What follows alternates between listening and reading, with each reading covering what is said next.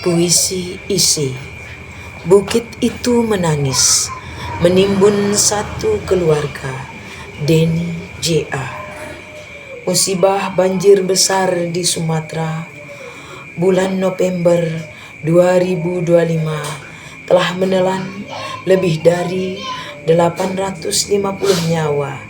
Ini kisah bukit yang longsor yang menimbun satu keluarga. Aku adalah bukit yang sangat tua, jauh lebih tua dari riwayat semua keluarga yang pernah berteduh di bawah kakiku. Dulu hutan tumbuh di dadaku, menjadi untaian doa yang tak pernah putus. Akar-akar panjang menahanku, seperti tangan-tangan para leluhur yang menjaga dunia tetap seimbang. Warga desa memetik sedikit, menebang satu pohon, lalu dua pohon, untuk kayu dapur, untuk membangun rumah kecil, untuk menghangatkan malam mereka. Aku tidak pernah marah. Aku tahu mereka menebang dengan hormat, seperti anak meminta kepada ibunya dengan suara pelan. Mereka memotong, tapi juga menanam. Mereka mengambil, tetapi juga merawat. Aku tetap merasa dicintai. Tapi mereka berbeda. Gergaji tak lagi diayunkan oleh tangan desa. Mesin-mesin besar datang entah dari mana. Suara logamnya dingin tanpa nurani. Perusahaan-perusahaan itu naik ke punggungku, menjadi pasukan yang lapar, menggunduli rambut hijauku, menelanjangiku sampai ke tulang. Setiap pohon yang tumbang menjadi angka dalam laporan laba, menjadi jembatan menuju ranking mereka, bukan menuju kehidupan. Akar-akar penjagaku dicabut, bukan oleh orang yang merawatku, melainkan oleh mereka yang bahkan tak tahu nama desaku. Para pekerja berseragam mengiris tubuhku seperti mengiris kue ulang tahun. Namun tak ada doa, tak ada permisi, tak ada terima kasih. Mereka datang untuk menumpuk uang, bukan untuk menumbuhkan hutan.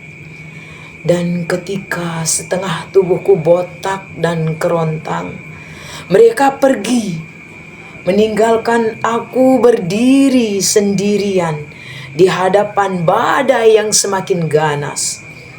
Pada malam itu, hujan turun dengan deras yang mengguncang langit. Ia mengetuk luka-luka lamaku yang tak sempat sembuh. Tanahku bergeser pelan. Aku sudah ringkik, seperti orang tua yang tak lagi pasti mana kaki yang masih kuat untuk berdiri. Aku mencari akar-akar yang dulu memelukku, tak ada. Aku mencari pohon-pohon yang dulu menahan bahuku, tak ada.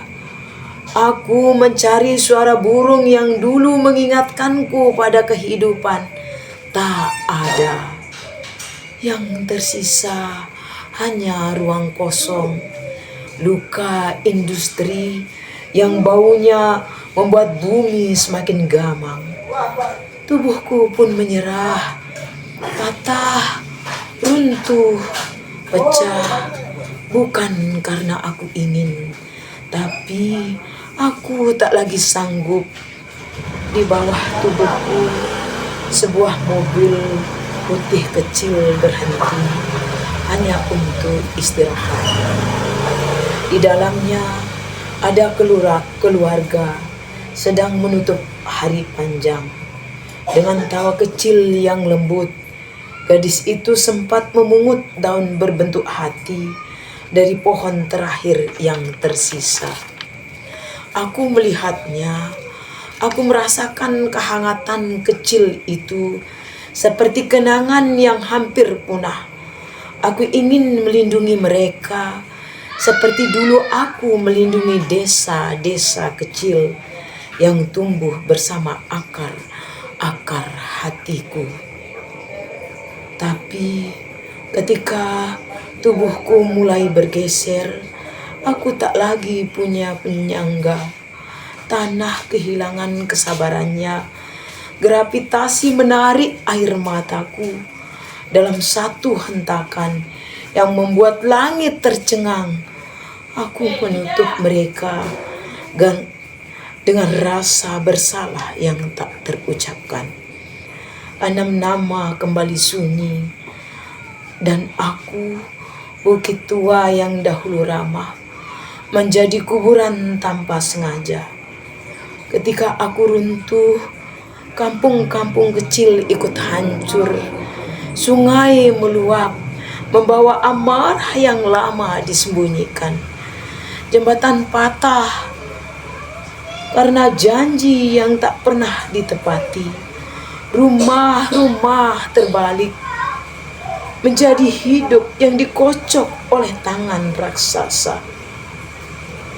Orang-orang berkata, hujan terlalu deras, tanah tak kuat, ini musibah.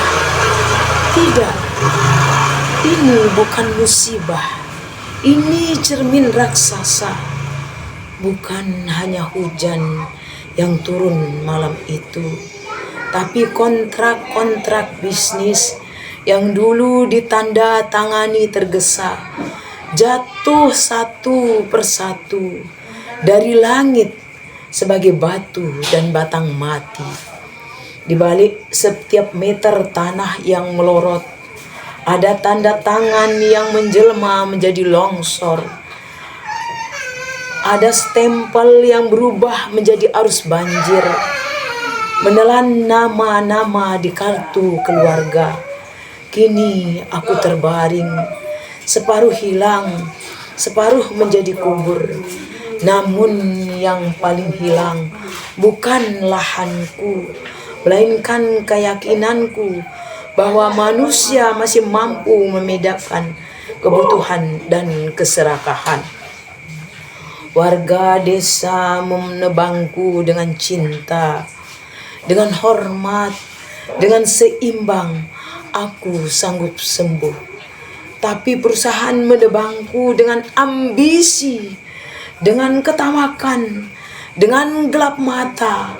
Aku tak pernah bisa pulih.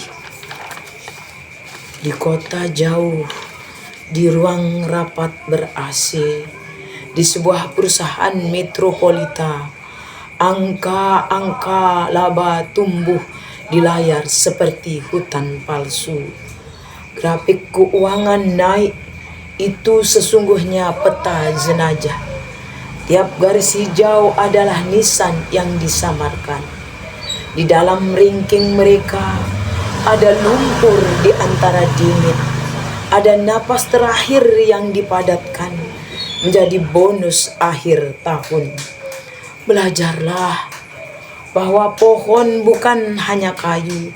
Ia saudaramu, tulang dunia. Bahwa hutan bukan lahan kosong. Ia keluargamu sendiri, jantung yang berdetak untuk semua makhluk. Jika manusia tak belajar, peta dunia pelan-pelan akan berubah warna. Hijau menjadi daftar duka, coklat menjadi arsip jenazah yang tak sempat dimakamkan. Di langit awan akan menyalin diri, menjadi fotokopi surat protes yang tak pernah kalian baca. turun sebagai hujan yang menghapus alamat rumah dari setiap kartu keluarga. Dan bumi yang selama ini diam akan semakin marah karena ia ibu kandungmu yang kalian hianati. Paris, 6 Desember 2025.